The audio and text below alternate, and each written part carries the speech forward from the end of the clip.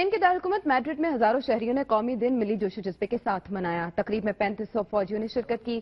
کئی میٹر طویل ہسپانوی پرچم لہرایا گیا۔ دیکھتے ہیں قمر فاروق کی رپورٹ۔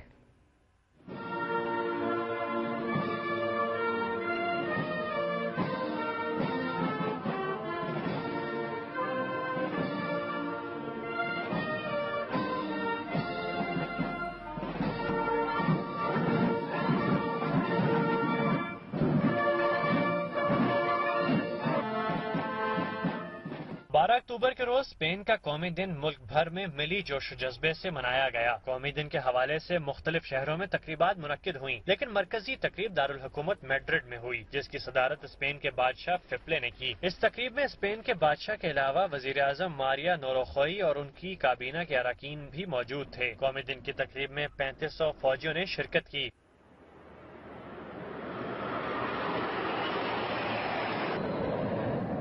موسم کی خرابی کی وجہ سے گاڑیوں کی تعداد کم تھی۔ پریڈ میں 43 گاڑیاں شامل تھیں۔ دوسری جانب صوبہ کاتالونیہ کے دارالخلافہ بارسلونا میں بھی تقریبات منعقد ہوئیں، جس میں ہسپانوی باشندوں نے شرکت کی۔ کاتالان آزادی کے حامیوں نے تقریبات میں شرکت نہیں کی۔ بارسلونا کی تقریب میں بارش اور خراب موسم کے باوجود ہزاروں افراد نے پلاسا کاتالونیہ پر شرکت کی، جس میں کئی میٹر لمبا ہسپانوی جھنڈا بھی لہرایا گیا۔ ہسپانوی شہری پرچم کو اپنے سر اور کاندھوں پر لیے چلتے رہے۔ قومی دن کی اس ریلی میں لوگ اسپین زندہ باد کے فلک شگاف نعرے لگاتے رہے۔